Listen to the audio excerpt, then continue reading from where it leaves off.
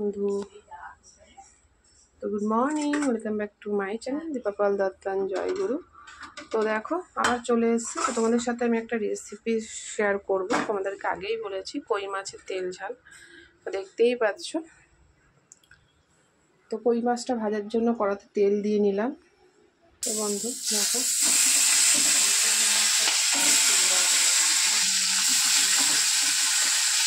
দেখো 3টে মাছই করলাম, যেহেতু 3জন খাবো। ছেলের জন্য অন্য মাছ হবে।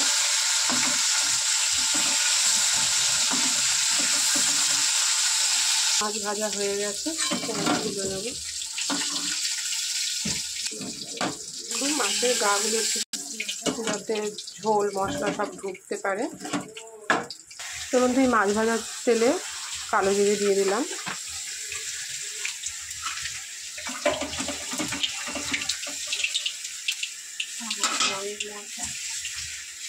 এবার কুচিয়ে রাখা পেঁয়াজটা দিয়ে মাছ।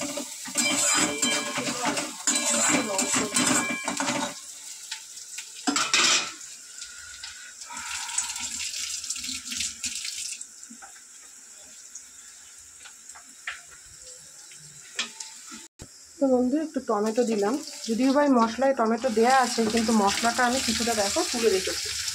যেহেতু 3টে মাছ করব, তাই মশলাটা একটু তুলে রেখেছি, তাই টমেটোটা আবার একটু দিলাম। কারণ আর একদিনও এরকম 3 পিস মাছ আছে, করলে হয়ে যাবে। তো একটু টমেটো দিয়ে নুন দিয়ে দেবো, যাতে ভালো করে জিনিসটা মরে যায়।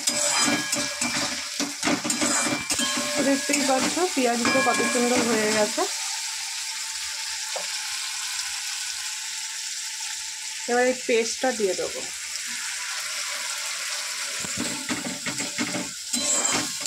দেখতেই পাচ্ছ পেস্টটা দিয়ে দিলাম। সামান্য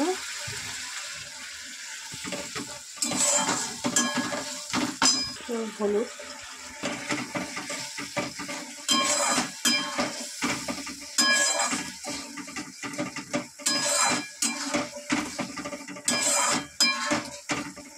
এটাকে ভালো করে কষিয়ে নেবো। তেল ছাড়লে তারপরে জল দেবো। দেখো যত জল শোকাচ্ছে তত কিন্তু মশলার কালার সুন্দর হচ্ছে।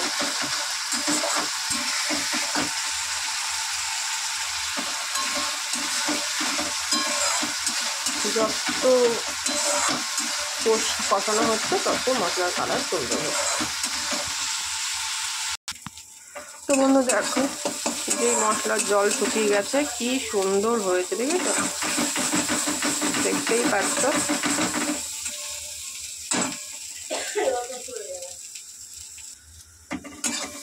তো বন্ধু দেখো, মশলা কিন্তু পুরোপুরি কষে গেছে, দেখতেই পাচ্ছ।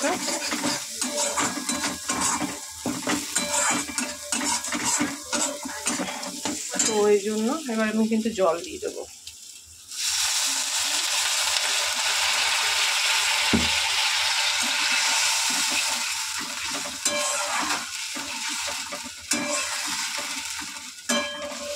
তো এই হলো ঝোল। তো মাছটা দিয়ে দেবো, যেহেতু কই মাছ কিন্তু অনেকটা হার্ড হয়, মানে শক্ত হয়। তো কই মাছটা দিয়ে দেবো,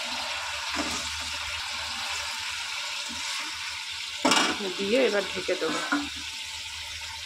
বন্ধু 15 থেকে 20 মিনিট ঢাকা অবস্থায় থাকবে, তারপরে 5 মিনিট জোরে দিয়ে নামিয়ে ফেলবো। তো বন্ধু চলো এটাকে ঢাকাটাকে খুলে দেখি। কি সুন্দর, দেখো অসাধারণ। এবারে বাড়িয়ে দেবো।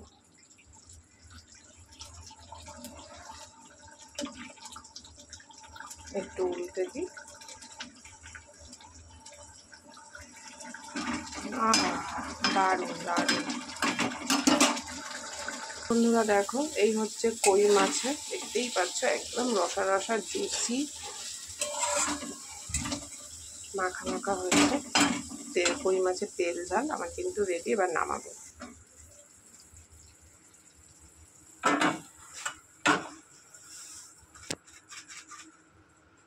তো বন্ধুরা এই হলো আজকের কই মাছের তেল ঝাল। তো দেখো কেমন লাগছে, দারুণ না? তোমরা কিন্তু অবশ্যই কিন্তু ট্রাই করবে, খুবই সুন্দর লোভনীয় দেখতে পাচ্ছ। তো চলো ফিরে আসছি নতুন ভিডিওর সাথে।